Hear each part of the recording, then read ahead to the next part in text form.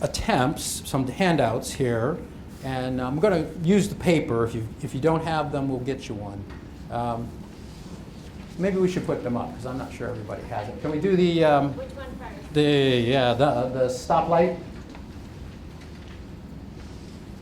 No. Nope. The other one. Thank you. So this was developed by the IHD at University of Missouri. This is also a University Center for Excellence. It's called the Stoplight.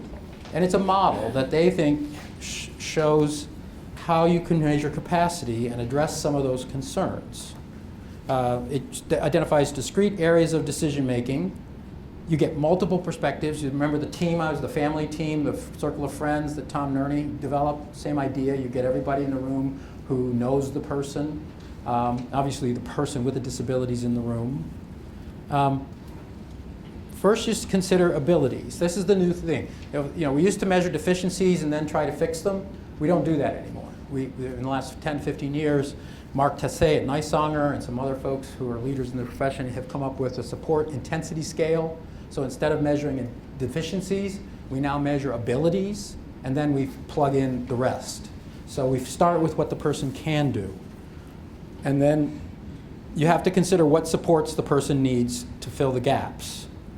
And the way it works is you start with the least restrictive, which is the individual can make his or her own decisions. Then the individual can make decisions with support. And then the most restrictive, the individual cannot make decisions even with support. So this is a much improved model over the black and white binary test, competent, not competent, that psychologists feel forced into when they get involved in guardianships.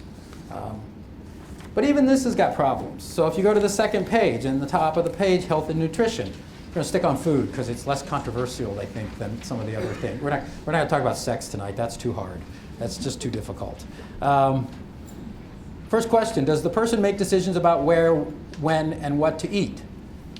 Well, yeah, they make decisions, but they want to eat macaroni and cheese for lunch every day.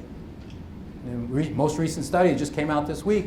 Macaroni and cheese contains chemicals that are bad for pregnant women and children. What do most kids eat when they go to the restaurant? Macaroni and cheese.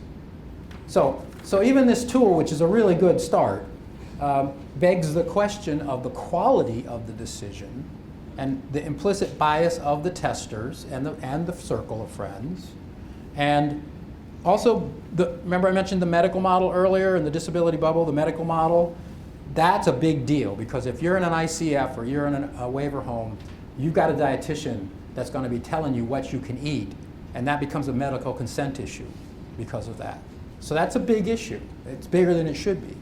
I had a dear friend, a fellow who had a brain injury. I represented him for 25 years. He died about 5 years ago. And his biggest thrill was when I would come to meet with him because we'd go out to have lunch. And the dietitian used to meet us at the doorway and says, "Where are you going for lunch?" I said, "I don't know." "What are you going to have?" "I don't know."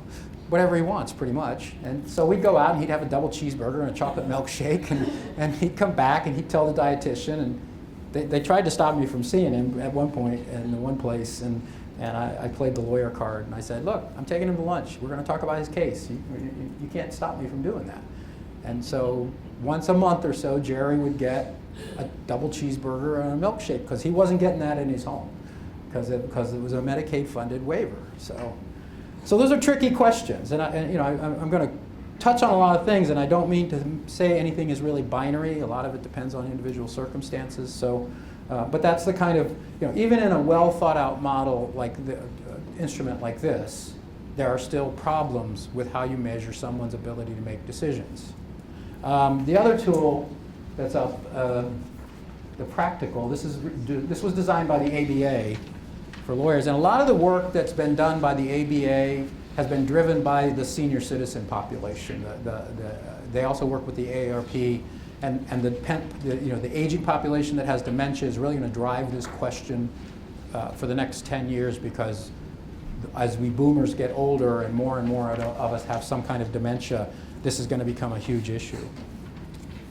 So this does some of the same things. It's a little more black and white checklisty kind of thing, and it doesn't, I think that the one from the stoplight tool is better for this population, for the IDD population. It recognizes a more human quality. I'm shocked that the lawyers wouldn't recognize the human quality in people, he said as a longtime lawyer. Any questions about the two instruments? I'd be glad to go through them a little more detail, but right now I just wanted to introduce them to you. Take a look at them. Think about the questions. If you're coming up on the question of whether you need to have guardianship or not, that's a good place to start in terms of thinking about, whoa, what is the capacity of my loved one to make decisions?